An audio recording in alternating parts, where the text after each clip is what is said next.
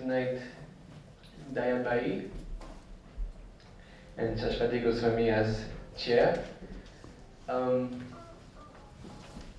Here we have Daya and I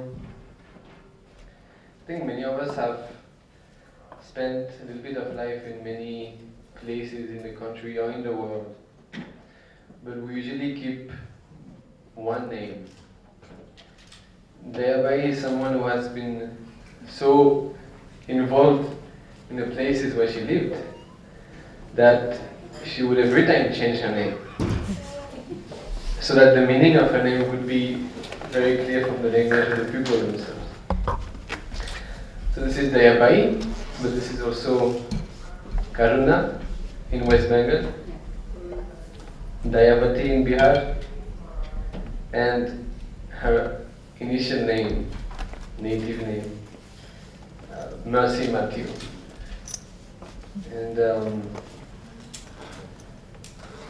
she was saying that mercy in Bangladesh means Moshi means auntie, so this wasn't really working. She took another name. She's coming from Pala in Kerala, in Kottayam, center of Kerala.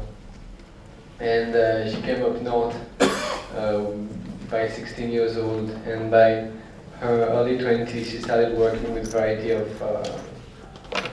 people, mostly farmers, for a number of projects in many different fields, from education to farming initiatives, policy, law. She has a degree in law, and she's trying to help various communities without necessarily entering into the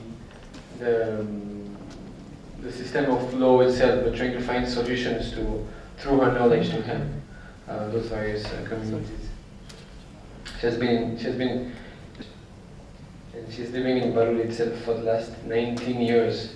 You know where to find her, where she's farming, educating different generations of people, and also talking to her dogs.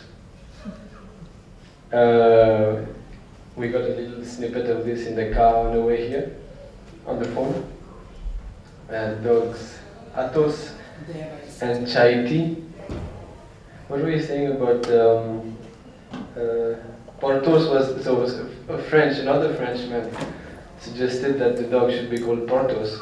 And you said that Porthos in Malayalam means pig, huh? Buffalo, was it?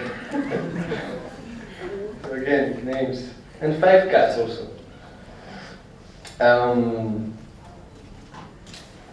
She's been working around Bhopal after the disaster, in Bangladesh after the war.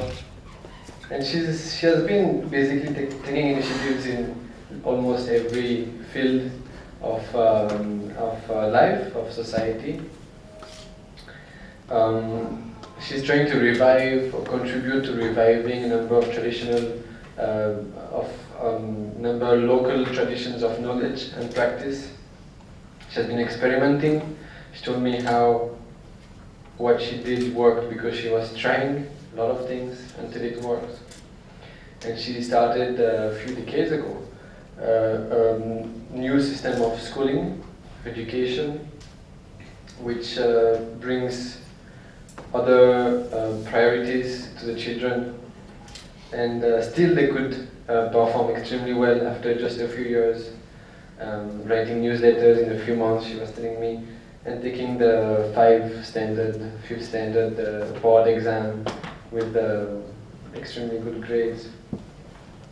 But still there is resistance from politicians, from communities, as things are working, as power evolves also. And